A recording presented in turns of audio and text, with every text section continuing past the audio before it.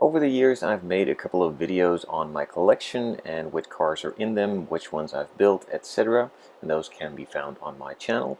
However, I've never really shown you guys how I actually display them or how I take care of them, and just basically show you my display cases. Now you might think it would be something pretty fancy and nice to keep them in as pristine condition as possible. However, most of that could not be further from the truth. So I can already hear you guys thinking, hey, these models don't really look all that familiar to me. And that's correct, because none of them are mine, and none are those display cases either. So let's take a look at how I've showcased my cars over the years in a variety of different iterations with different rooms and houses, etc. My collecting journey started off with some Burago, Ferraris, Porsches, etc., the regular stuff, and then I expanded to some more expensive models from Kyosho or Auto Art and that kind of thing. And then at some point I came to the conclusion that I wanted to modify them, so it would probably be better to build my own, and that is where the scale modeling started at about age 13 or 14. And with that, these are basically my first real display cabinets, and at the bottom you have my first couple of builds, and at the top the 1/18 scale die-cast cars that I collected at that time. I then slowly stopped collecting the 1/18 scale and continued building more and more 1/24 scale model kits, and that expanded into a bigger wall full of display cabinets, basically the IKEA Billy display cabinets or bookshelves, or basically just IKEA cabinets. As you can imagine, this was quite a while ago, and I don't really have many more photos of it. Actually, I don't have any more photos of it at all. So the display shelf that you see on top, that's basically repeated a couple more times to the left and upwards. So at this point, they were just open to the elements and all of the dust could get to them. Now I could have bought more doors for it just to keep them nice and closed up, but a door is really expensive, and I could also buy more model kits for the same money, but then have more model kits. So instead of buying doors, I bought more kits and just left them to the elements pretty much. And from that point onwards, it went a little bit downstream and not went all that well for the models. I did dust them off every now and again, but also did knock off a mirror, so some of them didn't really survive all that much, but most of them did, so that's a good thing. I then switched to a new room upstairs, and therefore had to take the collection with me and also change up how I store it, and it got even worse. I did keep a couple of the display cabinets or the Billy cabinets from IKEA and did put some doors in it, so some were safe, others were on my workbench, and others were again just left to the elements, but most of them were already pretty dusty at this point. Also, since I've built many more models than I actually have space for, they are tucked together really nice and compact, and isn't really that nice of a display, to be honest, and some were just completely out of sight and also locked behind these doors as I put my workbench in front of it. And from that point onwards, I moved out of the house and didn't take all of them with me. Some were left in my old room, and they got even worse. Now, if you think this is bad, just wait a couple of seconds, because it's going to get a lot worse. And these are, yeah, this is not the worst of it. But as you can see, some of the parts are laying around, scattered all over the place, as they've been knocked off and stuff like that from moving them so many times. But this is probably the worst of it, and that of course needs to be changed. And as most of you will probably know by now, I also have a web shop, thescalemodelingchannel.com, where I sell scale model supplies, and with that I also have a small warehouse. And at the top floor I had a couple of cabinets left over, which I could display some of my cars in, and this has been changed since, but again, not a really great storage solution, but it's better than nothing. And at this point they are scattered all over the place anyway during the move, etc. So this is kind of what it turned into be. I also have a new room in my house dedicated to scale modeling, where I have the studio, my computers, and also my 1/43 scale die-cast collection, as you can see right here.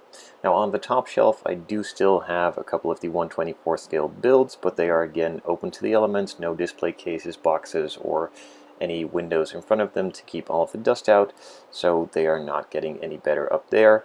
but at this point I just build so many models that I don't really have room for them, and I enjoy the building more than actually showcasing and displaying them, so this will kind of have to do for most of them at this point.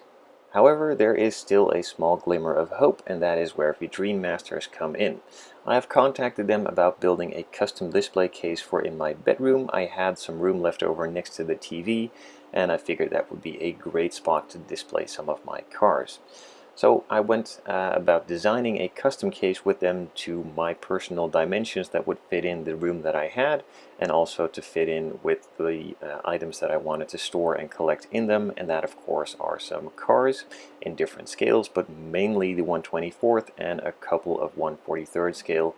But if the 1/24th one fits in there, then the 1/43rd scale will fit in there easily as well. So after concluding which dimensions were needed for my space and putting those into the calculator, adding the color that I want, you can pretty much pick anything you'd like, but I decided to go with a flat black to fit with my door frames and the doors and some of the other things surrounding my house that are painted in that same color, so it matches nicely.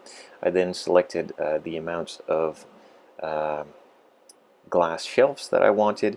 You can add more, you can add less. There's a couple of standard ones included, and I also decided to go with a full LED RGB light setup.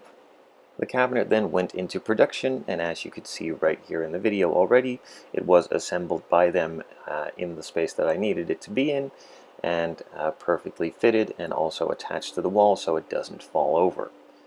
And after fully assembling and installing the cabinet in place, it was time for me to fill it up with some cars. Now I decided to go for the bottom half with the 1/43rd and the top half with some 1/24th scale cars.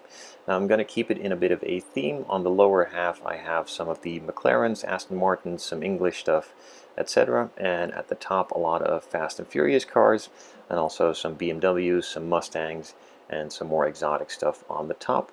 Now these of course will be changed once I build some others or just find some other cars that I want in there. Now one of the nice features on this cabinet is that it is dust free with a dust seal in the middle section with that brush sort of thing, and also a dust seal on both ends, left and right, and also of course on the top and the bottom. Now since I chose for the full RGB LED light setup, it has lights on the left and right side and also on the center in the roof panel. Now these can be changed in pretty much any color you'd like with a remote, and you can also just tone it down a little bit for the brightness or just turn it up all the way to display them as best as possible. Also super nice, these doors are sliding doors. You can slide both of the doors, and they are in a sort of rail system, so the sliding is really smooth and really easy, and it slots into the dust seal really nicely.